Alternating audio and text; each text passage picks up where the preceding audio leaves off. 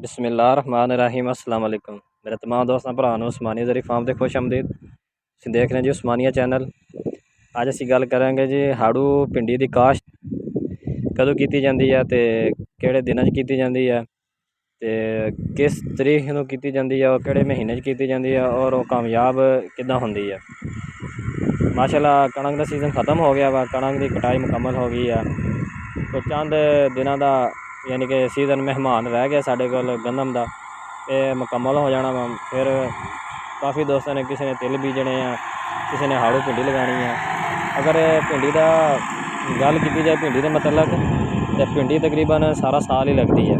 सिर्फ असं देख रहे हो कि पहले महीने भिंडी लगनी शुरू हो जाती है, पहला दूसरा तीसरा, यानी कि ना ऐसा कोई माहौल बनया है। भिंडी तकरीबन सारा साल ही लगती है, कोई महीना डेढ़ भिंडी बंद होंदी है, महीने डेढ़ बाद भिंडी फिर मार्केट आ जाती है। सिंध की आ गई, मुल्तान की आ गई, इस तरह पंजाब की आ गई, इसी तरह ना सिलसिला चलता ही रहता। अज असीं गल करांगे हाड़ू भिंडी जी लगती है, ये बीं किहड़े कामयाब होंदे आ।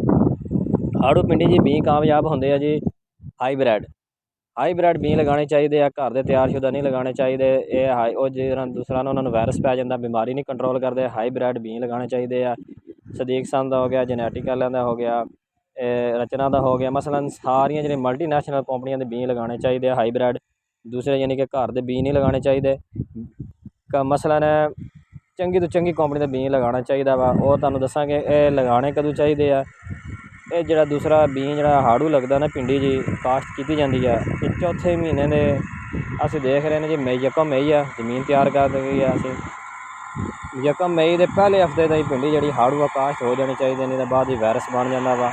जमीन तक असीं लगा तैयार करन, माशाअल्लाह फिर असीं फिर मार के सुबह नहीं परसों यानी कि मई के पहले हफ्ते की भिंडी काश्त कर देनी है।